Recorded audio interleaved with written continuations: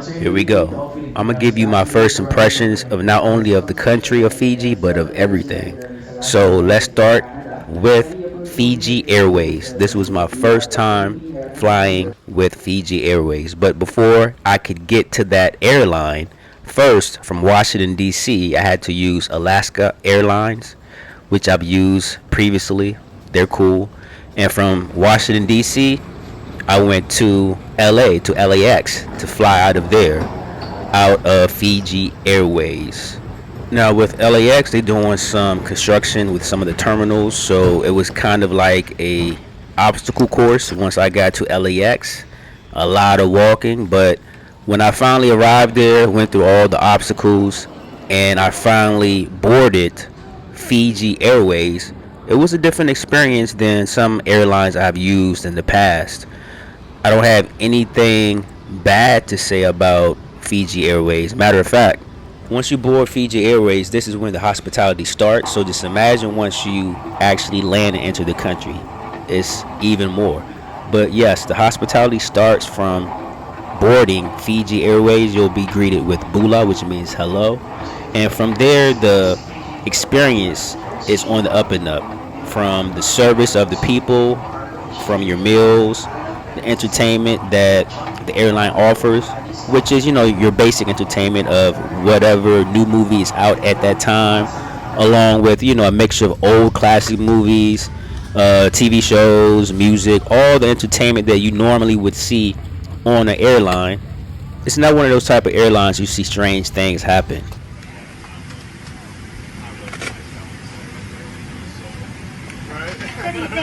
Overall, when it comes to my first impressions of Fiji Airways, it's positive, so it would be ranked the highest out of all the flights that I have taken with different airlines.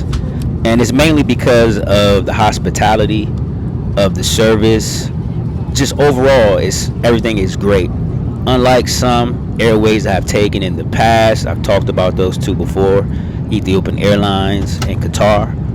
Now let's get into the good part, the meat and bones of this video, which is my first impressions of the actual country of Fiji, but in specific, the capital, Suva, Fiji.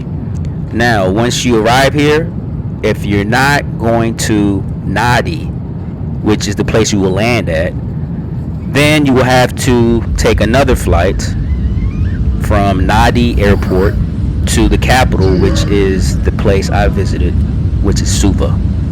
Now, something you may not know until you arrive and see for yourself is that Nadi Airport is much bigger, more modernized than the capital airport in Suva.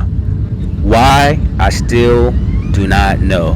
Most of my friends have said that Suva Airport is starting to expand, but at this point of time, Nadi Airport is the biggest and it's most advanced in the country of Fiji.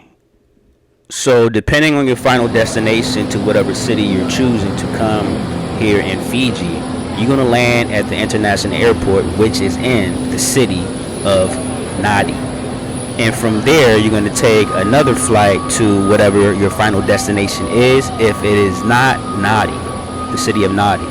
Now, my final destination was Suva, so my only problem with the Nadi International Airport is that local flights is housed separate from the actual airport. So I'm pretty sure people that have flew into Nadi Airport probably experienced the same problem I did, and that is looking for your local flights out of Nadi to whatever your final destination is.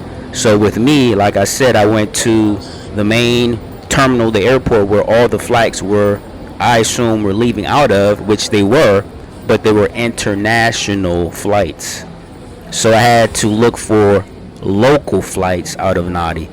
And I went around and I asked a person, and they were very helpful, and they pointed to a direction, and that direction led me to something that looked like a little house, like a trailer house almost. And that was the place where the flights were leaving locally out of Nadi International Airport. And I'll show you a little video clip of that in a few seconds right about here. This is where you will be boarding at. It's a very small facility that's next to the airport, and this is where you will be leaving out of, flying to whatever city your final destination is. And once you arrive in the country, to get to this little facility, it's a little walk, so you're going to be walking for a little bit. So make sure you have some good, comfortable shoes on. Now, once it's time to actually board your next plane, of course, the plane is not going to be as big as the plane you came and entered into the country with. It's going to be a much smaller plane because this is an island country. To go from city to city, the duration time is not long. It took me about, I think, 45 minutes, a little bit less than that, to go from Nadi Airport to Suva Airport. So the duration times are very short, which is a good thing, because that lets you know if you want to take a taxi from this airport, which is Nadi, to Suva, it's not going to be a long time either. I think it's maybe 3.5 hours, 4 hours by car or taxi. Now, this is me finally in the city of Suva, the capital. So to give my first impressions of landing here in Suva, if I had to compare it to something, just giving my first impressions, because I visited so many island countries, so many countries with lots of beaches, it's starting to blend in now. So this reminds me of going to Mauritius. It reminds me a little bit of parts of Brazil. But my first impressions, my real first impressions of arriving here, landing in Suva, was that it's a very green, tropical, exotic getaway. And the two words that separate this country from other countries I've visited in the past is exotic and getaway. Those two things I don't think is comparable to any country I've visited as of yet, except for my experience here in Fiji. And that is because it is a getaway. You know, Brazil, other countries I have visited are very accessible. Also, other countries that I have visited besides Fiji, I would consider exotic. When I say exotic, I mean of the foods, the culture, and the people. Very different from other cultures I have visited throughout the world in my travels. With the people, you would notice their frame and height. And I'm specifically talking about the native Fijian people here, because the makeup of the island consists of the native Fijian people, Indian, and also Chinese. But the native Fijian people here, it seems the average height is like 5'9", and their frame is not small. It's big, but not big as in fat, but big as in muscular. Like you can tell by their forearms, their wrists. The only people I saw in person that's kind of similar to a native Fijian person, in my opinion, would be Samoan. I had a friend in grade school. We grew up together. His dad was black American. His mom was Samoan. His dad was stationed in Hawaii. He was in the military, and I guess, somehow he met his wife, which is Samoan. And you could tell, well, I could tell, even as a kid, that his mom was very tall. Number one, very tall, and you could tell that her genetics was much stronger than the dad's. It was 4 kids. All 4 kids look exactly like the mom, with a little bit of the dad's features, but you could tell the mom's genetics and features overpowered his. So that was very interesting. So yeah, frame and height, you will notice that once you arrive here in Fiji, of the native Fijian people. Now let's get to my first impressions of the city, which you're seeing now, and also with my accommodation of where I stayed. Options. I didn't know whether to get a hotel or get some type of apartment, or to continue what I was doing when I was in Malaysia, which is find some type of accommodation that's inside of a mall to make it that much more easier for me to go from my room straight into the mall to get something to eat or buy things or just to sightsee. So my decision came to be finding a place that's inside of a mall, in which I did. So it's an apartment style type place, and it has a nice big terrace that overlooks the city of Suva. And it took me time to actually find a place to stay because I didn't know where should I stay and what type of accommodation should I get first.